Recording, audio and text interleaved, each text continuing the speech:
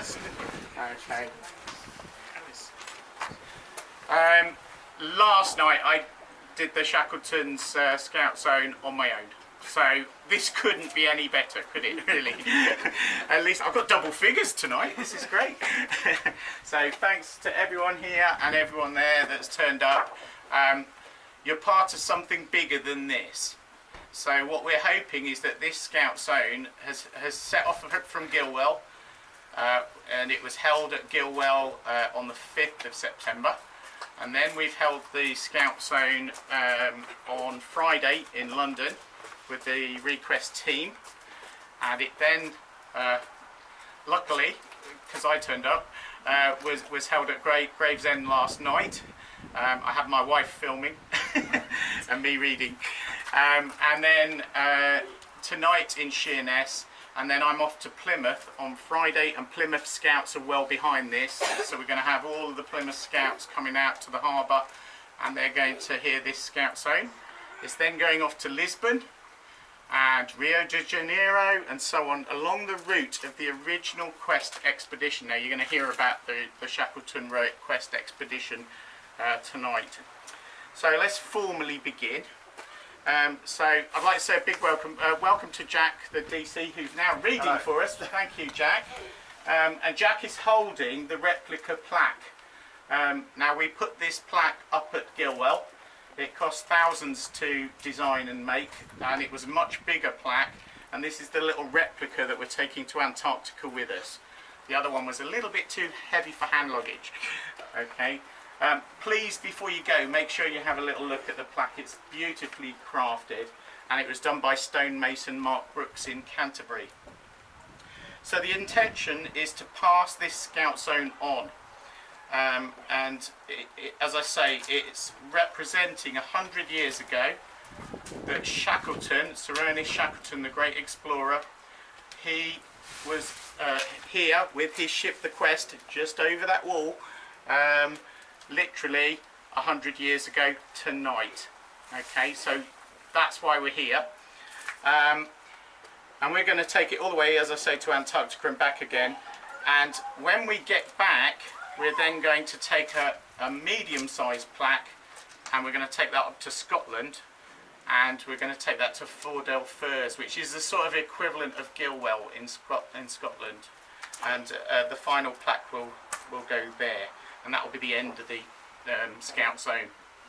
Now, on the day Shackleton died, which is the 5th of January 1922, we're going to be in Antarctica as a team, and we're going to hold this Scouts Own on the ship in Antarctica on the day Shackleton died.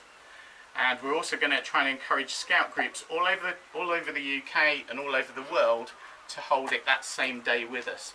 So it's available as a PDF, you can download it, and we're going to try and get as many scout groups in the world holding it on the 5th of January. Is that enough introduction? Is that right? That's all.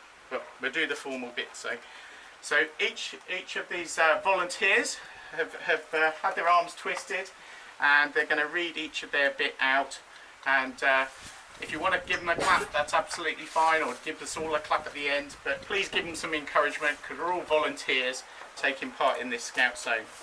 Okay, so Jack, if I could ask you to do number 1. Yeah. Commemorative plaque.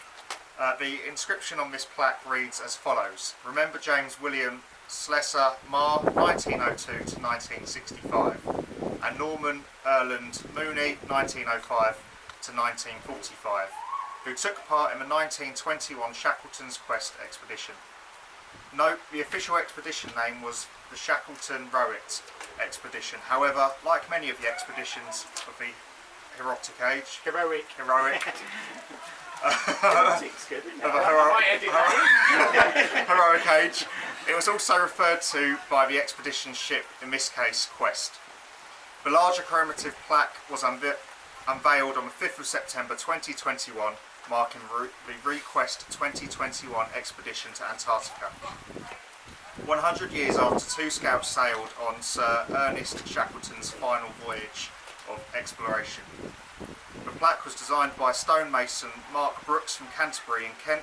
The smaller replica plaque will be installed at Fordell Firs, Scout Headquarters, Scotland, by the Request 2021 team in 2022. Thank you, Jack. The Shackleton Rowett Expedition. The Shackleton Rowett Expedition of 1921 to 1922 was financed by Shackleton's friend, businessman and philanthropist John Quiller Rowett. They had met during their school days at Dulwich College, London. In September 1921, the expedition sailed on the ship Quest, with plans to survey the islands and navigation routes of the Southern Oceans. On the 5th of January 1922, upon arrival at the island of South Georgia, Sir Ernest Shackleton, who was in ill health, died on board Quest. Thank you, Helen.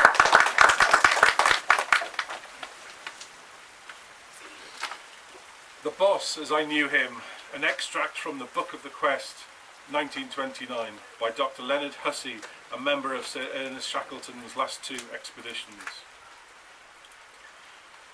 To have known Sir Ernest Shackleton was a privilege, but to have worked with him, shared his hardships and his adventures, and to have secured his friendship was a privilege accorded to few.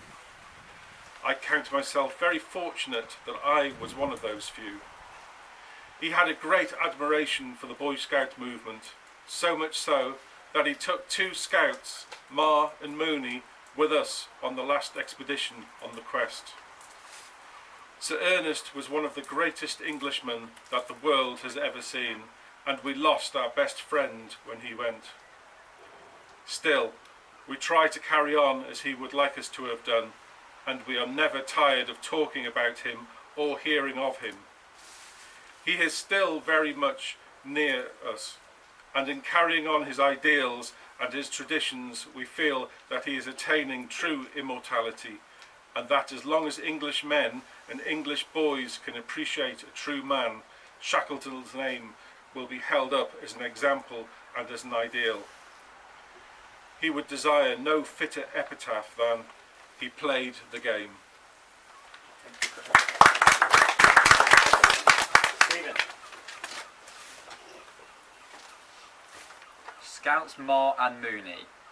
The Shackleton Rowett expedition was the first polar expedition to involve Scouts. Following nationwide recruitment, Scouts Norman Mooney and James Marr were selected to join the crew of Quest. Mooney from Orkney was badly affected by seasickness and returned home from Madeira a few weeks into the voyage.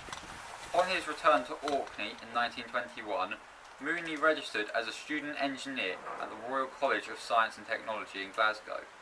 After graduation, he took on a role as a land surveyor with the Ordnance Survey, based in Southampton.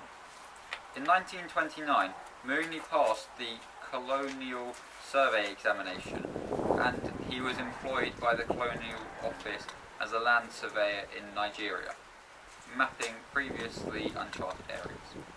On the 20th of November 1945, at the age of 40, he was tragically killed when an accident occurred whilst he was out surveying.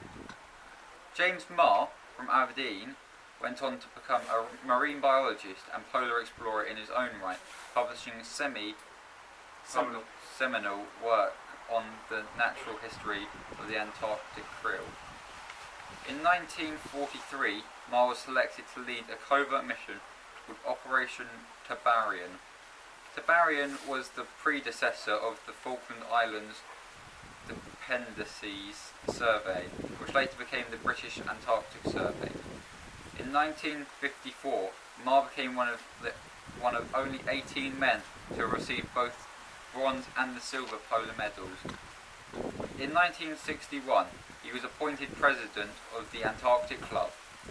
Marr died at the age of 62 from emphysema and bronchopneumonia on the 29th of April in 1965 at Milford Chest Hospital, Busbury, Surrey, after a prolonged period of illness.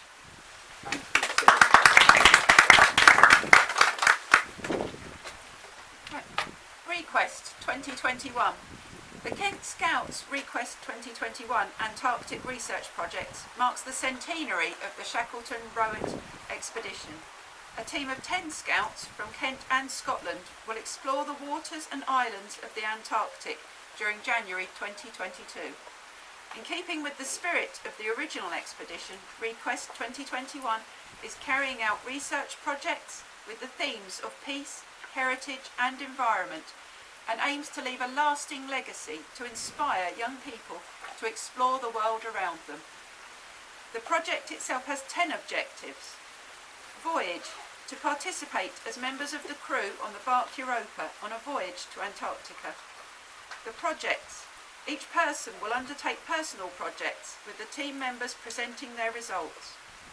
The centenary will be marked with flag ceremonies in both the UK and Antarctica. Plaques will be unveiled to Scouts Mar and Mooney in England and Scotland. There will be outreach to involve young people in a series of fun and educational activities.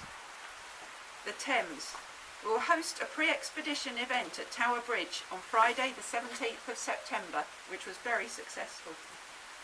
And Plymouth, where participation will come from the Devon and Cornwall Polar Society to hold a centenary event in Plymouth. Shackleton. The project team will celebrate and pay their respects to the achievements of Sir Ernest Shackleton. Links. They will build strong links with Scouts in other countries on the original expedition route. And legacy. They will leave a lasting Scouting polar research legacy inspired by Scout Mar's work on krill.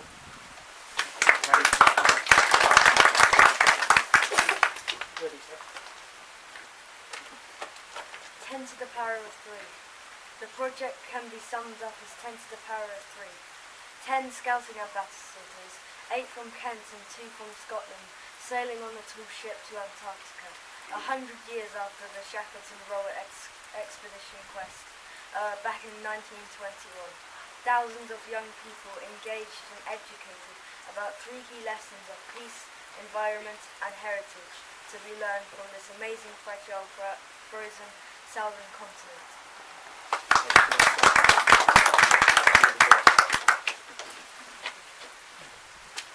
Shackleton's last diary entries.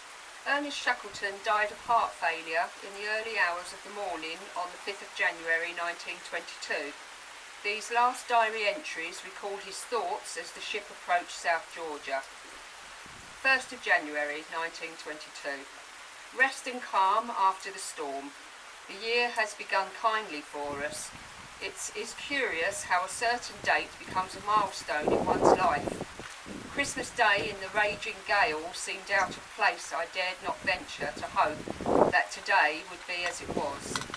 Anxiety has been probing deeply into me, for until the end of the year things have gone awry. Engines were liable, furnace cracked, water short, heavy gales. All that physically can go wrong, but the spirit of all on board sound and good. There are 2 points in the adventure of the diver. One when a beggar he prepares to plunge, one when a prince he rises with his pearl. 2nd of January. Another wonderful day. Fine, clear, slight headwind, but cheerful for us after these last days of stress and strain. At 1 p.m. we passed our first berg. The old familiar sight aroused in me memories of the strenuous years have deadened. Blue caverns shone with sky glow snatched from heaven itself. Green spurs showed beneath the water, and bergs mast high came sailing by as green as emerald. Ah me, the years have gone since in the pride of young manhood I first went forth to the fight. I grow old and tired, but must always lead on. 3rd of January. Another beautiful day. Fortune seems to attend us this new year, but so anxious have I been when things are going well, I wonder in time difficulty will be sprung on me. All day long a light wind and clear sky was our happy position. I find a difficulty in settling down to write. I am so much on the qui vive, I think that is. I pray that the furnace will hold out. thankful that I can be crossed and thwarted as a man. 4th of January. At last, after 16 days of turmoil and anxiety, on a peaceful, sunshining day, we came to anchor in Grytviken. How familiar the coast seemed as we passed down. We saw with full interest the places we struggled over after the boat journey. Now we must speed all we can, but the prospect is not too bright, for labour is scarce. The old smell of dead whale permeates everything. It is a strange and curious place, a wonderful evening. In the darkening twilight I saw a Lone Star hover, gem-like above the bay. That was the last words you made.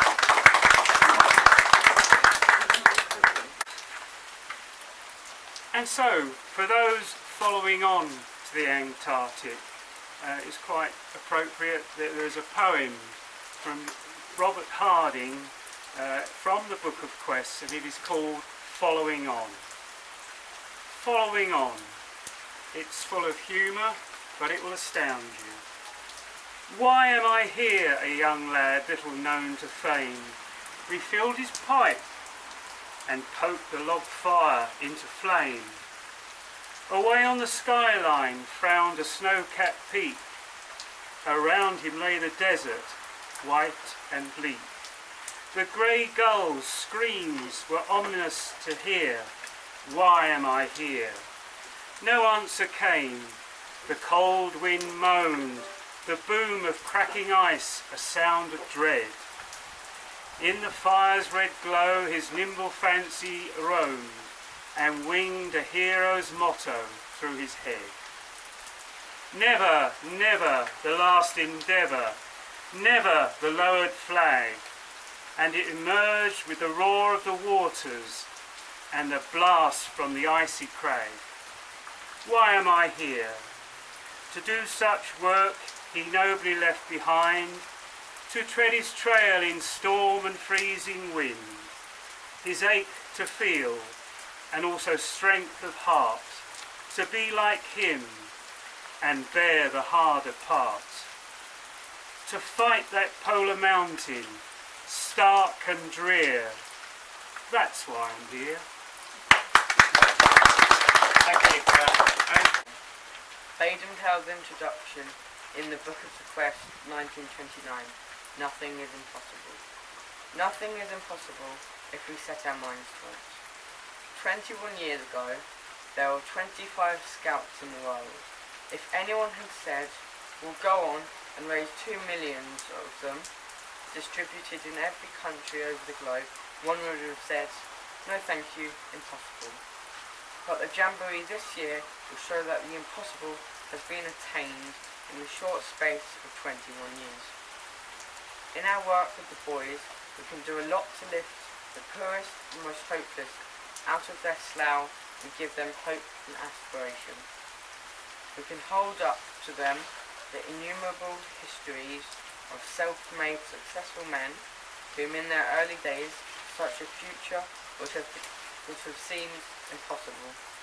The Scouts should be taught to kick the im from the word impossible.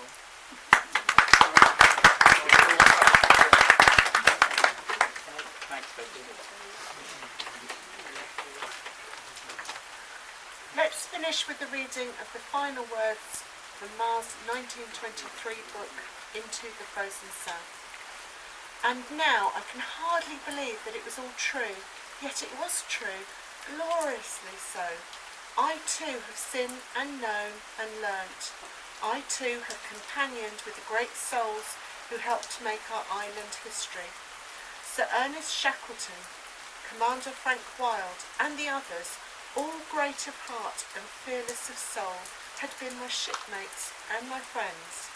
It was a memorable year indeed, and for all the time I know I must carry with me the vision of tumbling waves by day and phosphorescent breakers in the darkness, the grind and the bellow of the closing pack, the rush and the roar of broken waters at the growler's feet, the hushed noises of the seals as they come to the surface in the still water of the pack, and always shall I see in my mind's eye the glory of the Antarctic night. And most poignant yet, inspiring of all my memories, there is that of the lonely cross outlined against the whirling drive of the South Georgian sleet, the sign which remains to tell us of the great spirit that led us forth and died, yet lives again, as the magnets draw the brave away from the sleek comforts of life into the outer world of daring, where men may gaze in awe upon the wonders of the Lord.